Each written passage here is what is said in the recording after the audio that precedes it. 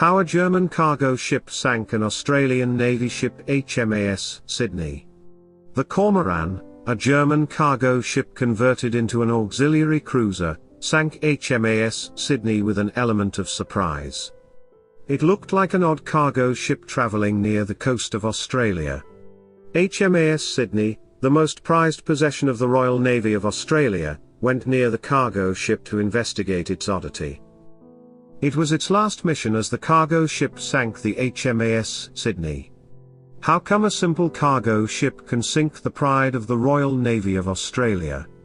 Well, the cargo ship was a wolf in sheep clothing, a raider. A raider is a warship disguised as a civilian vessel. Preparation for war. After the loss of the First World War, Germany was placed under huge restrictions to disarm.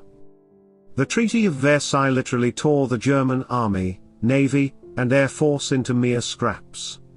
The German government accepted the terms, but the humiliation fueled demands for revolution in Germany. After the annexation of the mineral-rich Rhine region, the leaders of the Weimar Republic decided that it was the right time to rearm Germany. With the help of the Soviet Union, Germany could reorganize its armed forces, especially its navy. The Kreigsmarine was under constant stress to compete with the mighty Royal Navy of Britain. As Britain ruled the seas during this period, the Kreigsmarine found it challenging to match the Royal Navy in both home and abroad.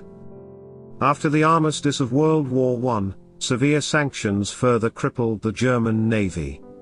When the Nazi Party came to power, the German Navy was able to commission battleships, notably Bismarck and Tirpitz. When World War II broke out, the German Navy was not prepared to face the Royal Navy, so its commanders came up with contingency measures. Conversion.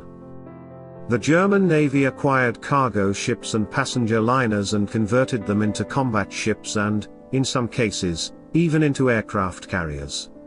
One such ship was the Kormoran. In 1938, the Kormoran was commissioned for the Hamburg Amerika line.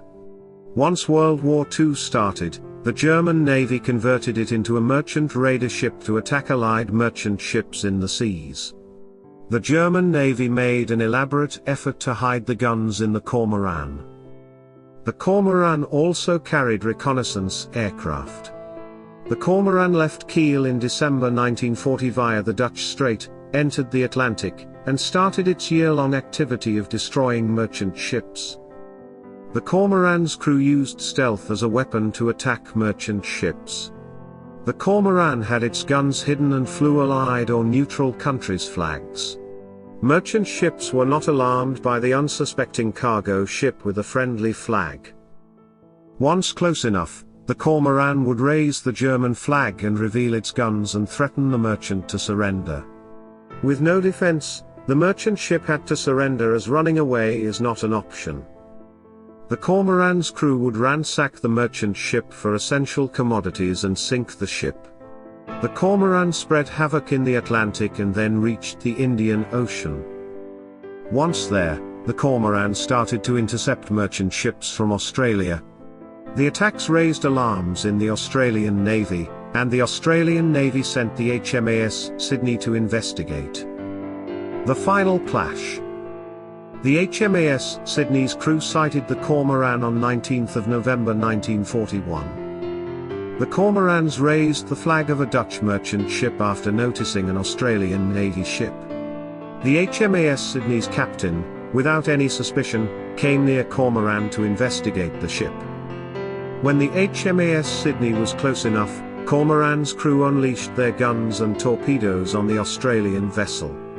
The attack was a surprise for HMAS Sydney's crew, so they swung away while turning their gunnery on the Kormoran. Both the ships took a heavy damage and fled. The HMAS Sydney sank to the bottom of the Indian Ocean, killing 645 sailors. The Kormoran saw its last battle as its captain scuttled it, killing 65 sailors. The sinking of a prestigious Australian Navy ship by a German cargo ship was shocking to the Allied countries.